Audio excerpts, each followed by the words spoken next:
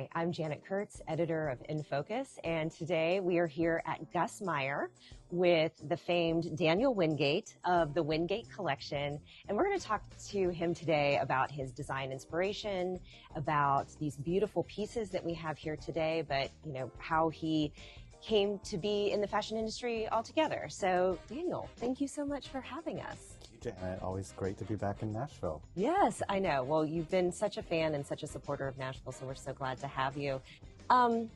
Your designs are beloved, and I think it's really your tagline of sizeless, ageless, and fearless that really resonates with so many, that your designs really transcend so many things that we deal with throughout life. Tell us a little bit about, first, how you got into the design industry in general. Well, actually, I think it kind of started with my mother. Both my parents were very creative. My father was a baritone and an opera singer. My mother was an interior designer. They met in New York City. Her roommate, when she met my father, was going to Parsons School of Design and won the Golden Thimble Award at Parsons School of Design. So as a child, I always heard about Kiwi was her name and how talented she was, and sort of dreamt far, far away in the land of Tallahassee, Florida, that I could also be a great designer. And after, going to, in the end, Parsons and studying fashion and working for Jeffrey Bean and other major designers in New York, I fulfilled that dream. So Wonderful. That's kind of how it started. Wonderful. Well, that is a terrific story, and one that, then followed a wonderful career with fantastic fashion houses. So tell us a little bit about what sparks the inspiration for a collection. I think the main thing is traveling. I really love to travel. I love being a Southern boy, to talk to people. I love to hear about their experiences.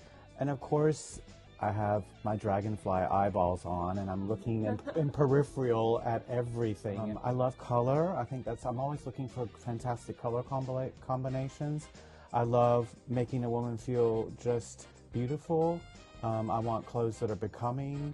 I want clothes that are ageless. All the key words, the ageless, sizeless, and fearless. We should be more bold about fashion, in my opinion. We only have certain time on this planet. Let's just be gorgeous and show that. So it's a little bit of a combination of looking at all things, but mainly during when I travel. That's also important for women to know that somebody is out there designing for women. And that is one of the things that's so interesting, is you have these beautiful silhouettes that allow women to feel a little bit more free in your clothing, while still having interesting, wonderful structure. For example, I try to put pockets in everything. I think pockets in a skirt, pockets in a pant, you just have that ease. It gives a different stance when you're, out on the, virtual runway or on the street. And I think the softness, somebody taught me in New York, like, let's try to make a jacket that feels like a sweater, and a sweater that maybe gives structure like a jacket. So it's a little bit this kind of nuance, and very subtle, that helps me edit. I only have 2 collections a year, and I'm really trying to do fewer, finer things for the customer. I don't follow trends. I don't want to follow trends.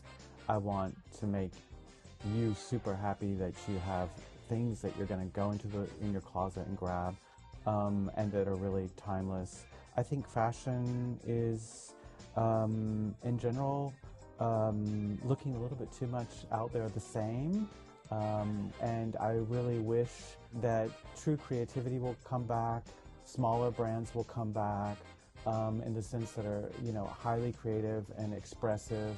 If we think about the 70s or the 80s, even the beginning of the 90s, there was just so much more free expression, and people, stores, buyers were more themselves inspired and excited about bringing something completely different to the customer. People will, I'm seeing it already with my collection, they're getting very inspired when they see something that no one else has.